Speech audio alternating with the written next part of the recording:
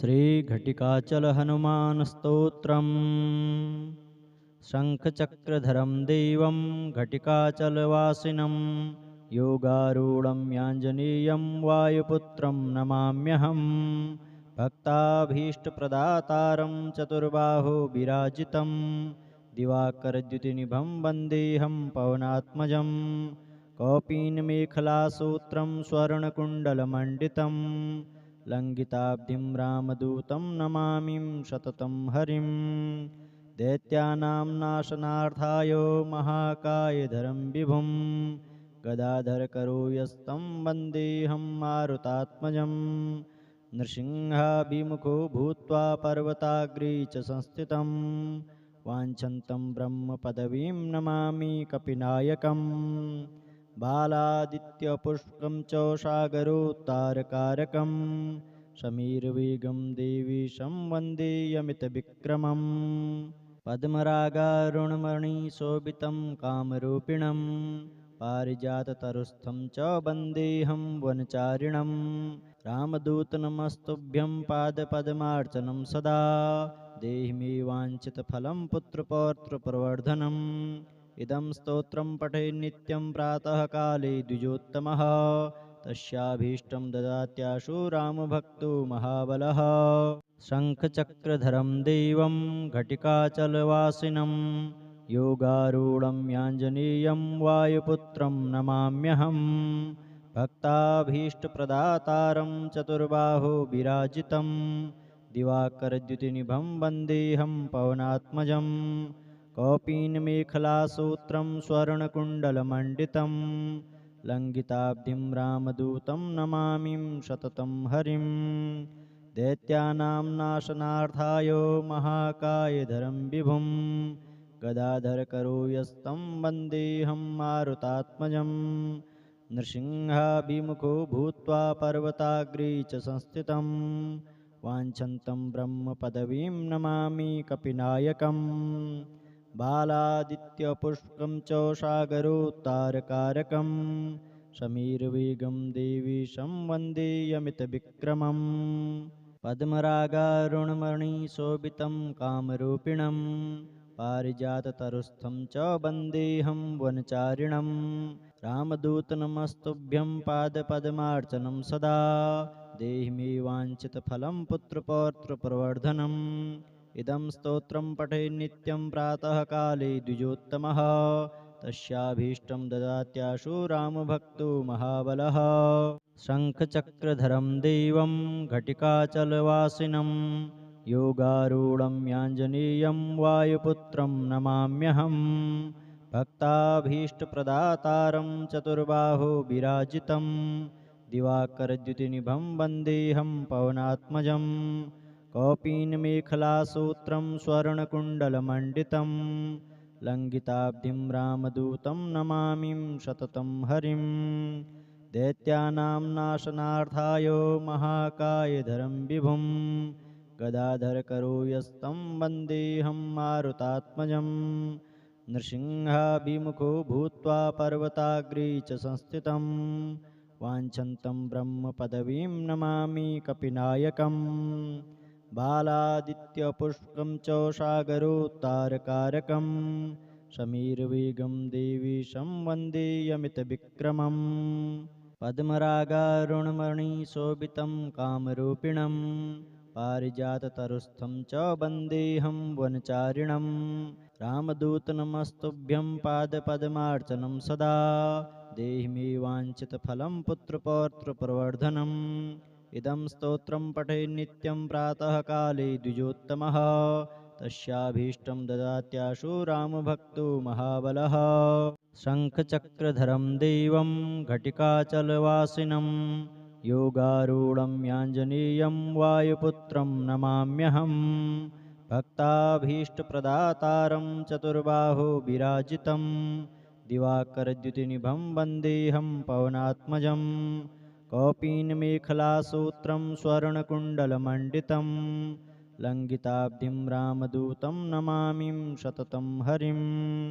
दैत्यानां नाशनार्थाय महाकायधरं विभुं गदाधरकरो यस्तं वन्देऽहं मारुतात्मजं नृसिंहाभिमुखो भूत्वा पर्वताग्रे च संस्थितं वाञ्छन्तं ब्रह्मपदवीं नमामि कपिनायकम् बालादित्यपुष्पं च सागरोत्तारकारकं समीरवेगं देवीशं वन्देयमितविक्रमम् पद्मरागारुणमणिशोभितं कामरूपिणं पारिजाततरुस्थं च वन्देऽहं वनचारिणं रामदूतनमस्तुभ्यं पादपद्मार्चनं सदा देहि मे वाञ्छितफलं पुत्रपौत्रप्रवर्धनम् इदं स्तोत्रं पठे नित्यं प्रातःकाले द्विजोत्तमः तस्याभीष्टं ददात्याशु रामभक्तो महाबलः शङ्खचक्रधरं देवं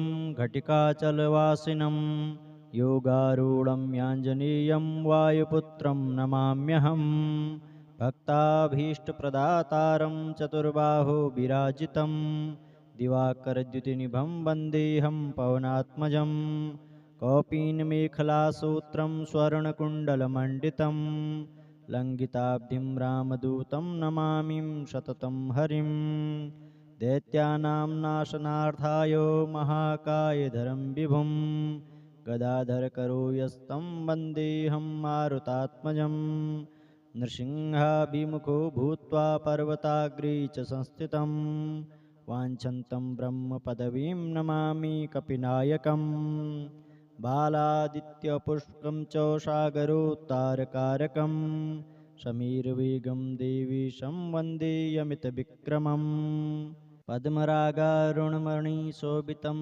कामरूपिणं पारिजाततरुस्थं च वन्देऽहं वनचारिणं रामदूतनमस्तुभ्यं पादपद्मार्चनं सदा देहि मे वाञ्छितफलं पुत्रपौत्रप्रवर्धनम् इदं स्तोत्रं पठे नित्यं प्रातःकाले द्विजोत्तमः तस्याभीष्टं ददात्याशु रामभक्तो महाबलः शङ्खचक्रधरं देवं घटिकाचलवासिनं योगारूढं याञ्जनेयं वायुपुत्रं नमाम्यहं भक्ताभीष्टप्रदातारं चतुर्बाहो विराजितं दिवाकरद्युतिनिभं वन्देऽहं पवनात्मजं कौपीनमेखलासूत्रं स्वर्णकुण्डलमण्डितं लङ्घिताब्धिं रामदूतं नमामि सततं हरिं दैत्यानां नाशनार्थाय महाकायधरं विभुं गदाधरकरो यस्तं वन्देऽहं मारुतात्मजं नृसिंहाभिमुखो भूत्वा पर्वताग्रे च संस्थितं वाञ्छन्तं ब्रह्मपदवीं नमामि कपिनायकम् बालादित्यपुष्पं च सागरोत्तारकारकं समीरवेगं देवीशं वन्देयमितविक्रमम् पद्मरागारुणमणिशोभितं कामरूपिणं पारिजाततरुस्थं च वन्देऽहं वनचारिणं रामदूतनमस्तुभ्यं पादपद्मार्चनं सदा देहि मे वाञ्छितफलं पुत्रपौत्रप्रवर्धनम् इदं स्तोत्रं पठे नित्यं प्रातःकाले द्विजोत्तमः तस्याभीष्टं ददात्याशु रामभक्तो महाबलः शङ्खचक्रधरं देवं घटिकाचलवासिनं योगारूढं याञ्जनेयं वायुपुत्रं नमाम्यहं भक्ताभीष्टप्रदातारं चतुर्बाहो विराजितं दिवाकरद्युतिनिभं वन्देऽहं पवनात्मजं कौपीनमेखलासूत्रं स्वर्णकुण्डलमण्डितं लङ्घिताब्धिं रामदूतं नमामि सततं हरिं दैत्यानां नाशनार्थाय महाकायधरं विभुं गदाधरकरो यस्तं वन्देऽहं मारुतात्मजं नृसिंहाभिमुखो भूत्वा पर्वताग्रे च संस्थितं वाञ्छन्तं ब्रह्मपदवीं नमामि कपिनायकम् बालादित्यपुष्पं च सागरोत्तारकारकं समीरवेगं देवीशं वन्देयमितविक्रमम् पद्मरागारुणमणिशोभितं कामरूपिणं पारिजाततरुस्थं च वन्देऽहं वनचारिणं रामदूतनमस्तुभ्यं पादपद्मार्चनं सदा देहि मे वाञ्छितफलं पुत्रपौत्रप्रवर्धनम् इदं स्तोत्रं पठेत् नित्यं प्रातःकाले द्विजोत्तमः तस्याभीष्टं ददात्याशु रामभक्तो महाबलः। शङ्खचक्रधरं देवं घटिकाचलवासिनं योगारूढं याञ्जनेयं वायुपुत्रं नमाम्यहम्। भक्ताभीष्टप्रदातारं चतुर्बाहो विराजितं दिवाकरद्युतिनिभं वन्देऽहं पवनात्मजं।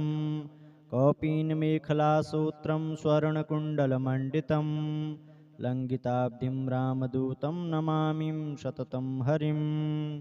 दैत्यानां नाशनार्थाय महाकायधरं विभुं गदाधरकरो यस्तं वन्देऽहं मारुतात्मजम्। नृसिंहाभिमुखो भूत्वा पर्वताग्रे च संस्थितं वाञ्छन्तं ब्रह्मपदवीं नमामि कपिनायकम्। बालादित्यपुष्पं च सागरोत्तारकारकं समीरवेगं देवीशं वन्देऽमितविक्रमम्। पद्मरागारुणमणिशोभितं कामरूपिणं पारिजाततरुस्थं च वन्देऽहं वनचारिणं। रामदूतनमस्तुभ्यं पादपद्मार्चनं सदा देहि मे वाञ्छितफलं पुत्रपौत्रप्रवर्धनम्। इदं स्तोत्रं पठेत् नित्यं प्रातःकाले द्विजोत्तमः तस्याभीष्टं ददात्याशु रामभक्तो महाबलः। शङ्खचक्रधरं देवं घटिकाचलवासिनं योगारूढं याञ्जनेयं वायुपुत्रं नमाम्यहम्।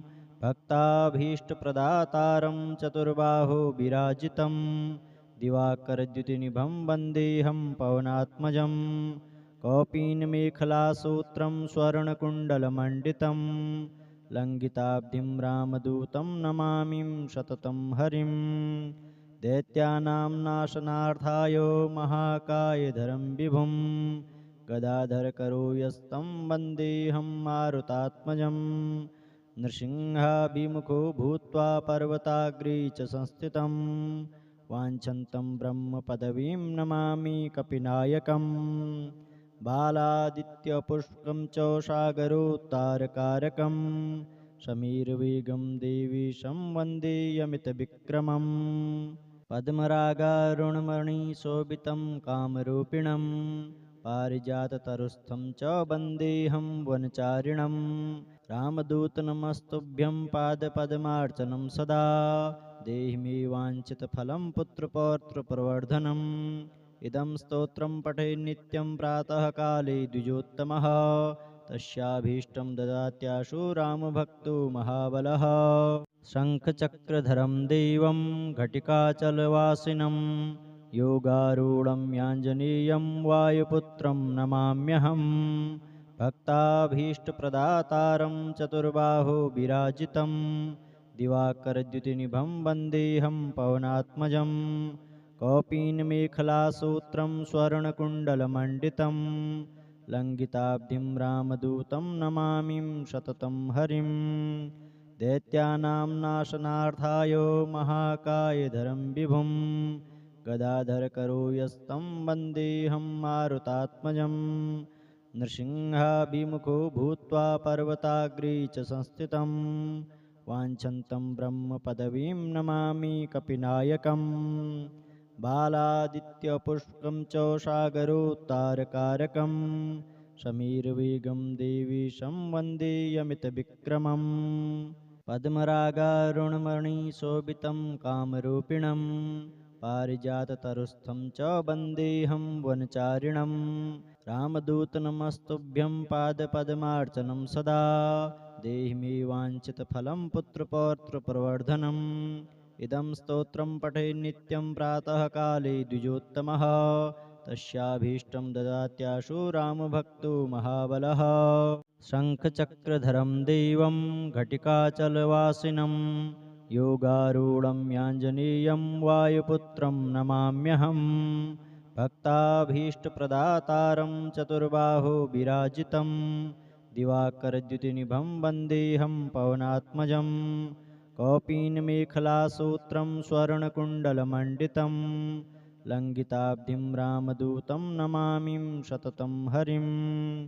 दैत्यानां नाशनार्थाय महाकायधरं विभुं गदाधरकरो यस्तं वन्देऽहं मारुतात्मजं नृसिंहाभिमुखो भूत्वा पर्वताग्रे च संस्थितं वाञ्छन्तं ब्रह्मपदवीं नमामि कपिनायकम् बालादित्यपुष्पं च सागरोत्तारकारकं समीरवेगं देवीशं वन्देऽमितविक्रमम् पद्मरागारुणमणिशोभितं कामरूपिणं पारिजाततरुस्थं च वन्देऽहं वनचारिणं रामदूतनमस्तुभ्यं पादपद्मार्चनं सदा देहि मे वाञ्छितफलं पुत्रपौत्रप्रवर्धनम् इदं स्तोत्रं पठे नित्यं प्रातःकाले द्विजोत्तमः तस्याभीष्टं ददात्याशु रामभक्तो महाबलः शङ्खचक्रधरं देवं घटिकाचलवासिनं योगारूढं याञ्जनेयं वायुपुत्रं नमाम्यहं भक्ताभीष्टप्रदातारं चतुर्बाहो विराजितं दिवाकरद्युतिनिभं वन्देऽहं पवनात्मजं कौपीनमेखलासूत्रं स्वर्णकुण्डलमण्डितं लङ्घिताब्धिं रामदूतं नमामि सततं हरिं दैत्यानां नाशनार्थाय महाकायधरं विभुं गदाधरकरो यस्तं वन्देऽहं मारुतात्मजं नृसिंहाभिमुखो भूत्वा पर्वताग्रे च संस्थितं वाञ्छन्तं ब्रह्मपदवीं नमामि कपिनायकम् बालादित्यपुष्पं च सागरोत्तारकारकं समीरवेगं देवीशं वन्देऽमितविक्रमम् पद्मरागारुणमणिशोभितं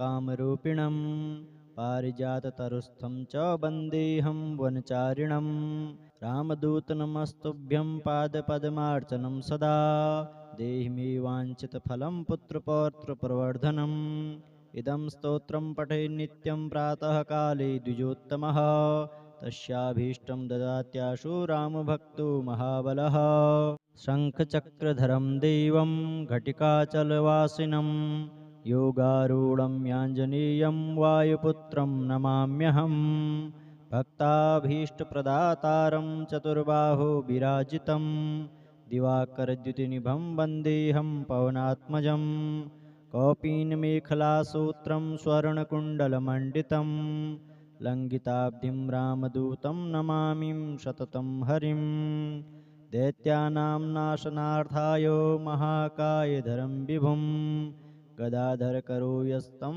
वन्देऽहं मारुतात्मजं नृसिंहाभिमुखो भूत्वा पर्वताग्रे च संस्थितं वाञ्छन्तं ब्रह्मपदवीं नमामि कपिनायकम् बालादित्यपुष्पं च सागरोत्तारकारकं समीरवेगं देवीशं वन्देऽमितविक्रमम् पद्मरागारुणमणिशोभितं